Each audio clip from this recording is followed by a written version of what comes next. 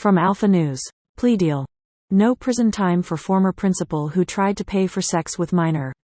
By Crime Watch MN. The plea agreement proposes a 30-day sentence in the workhouse.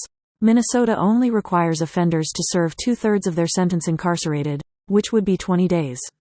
A former middle school principal who attempted to solicit sex with a minor will serve no prison time under a proposed plea deal.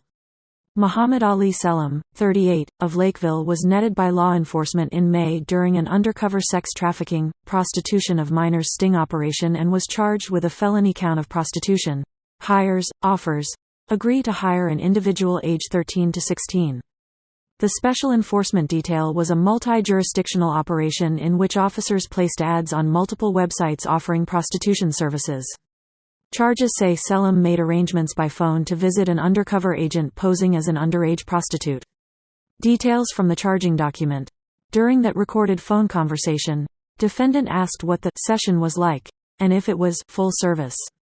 Full service is commonly used in commercial sex to indicate sexual intercourse.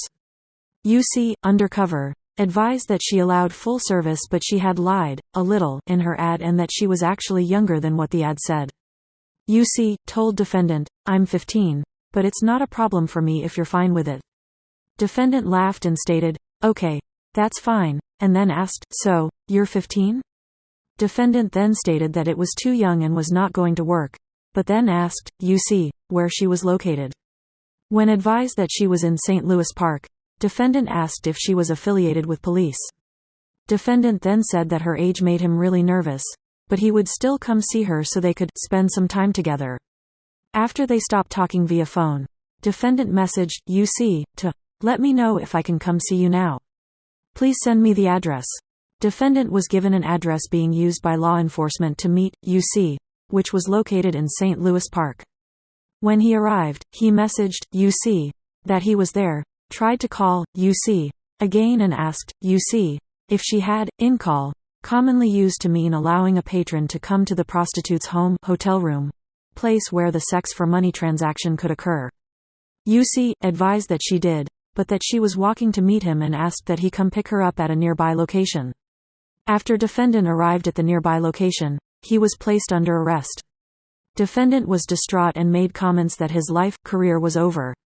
At the time of his arrest, Selim was the principal of Eagle Ridge Middle School in Savage, Minn. The school released a statement at the time saying, "Following these upsetting allegations, the district's immediate and primary concern is for the well-being of our students," the district said. Based on the information the district has seen so far, there's no indication that District 191 students are involved. The school has since hired a replacement principal. Selim on Friday agreed to the terms of a plea agreement devised between the prosecutor and Selim's private attorney.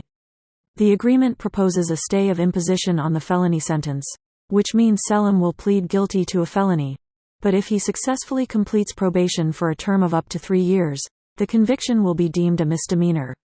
The plea agreement proposes a 30-day sentence in the workhouse. Minnesota only requires offenders to serve 2/3 of their sentence incarcerated, which would be 20 days. Selim would receive credit for the 4 days he already spent in jail after arrest, leaving 16 days remaining to serve. The agreement also proposes 30 days on sentencing to service, which involves work on community improvement or restoration projects. Selim would also be required to complete a psychosexual evaluation. The judge must agree to the terms of the agreement at sentencing, which is scheduled for November 4 in Hennepin County Court. Minnesota Crime Watch and Information publishes news, info and commentary about crime, public safety and livability issues in Minneapolis, the Twin Cities and Greater Minnesota.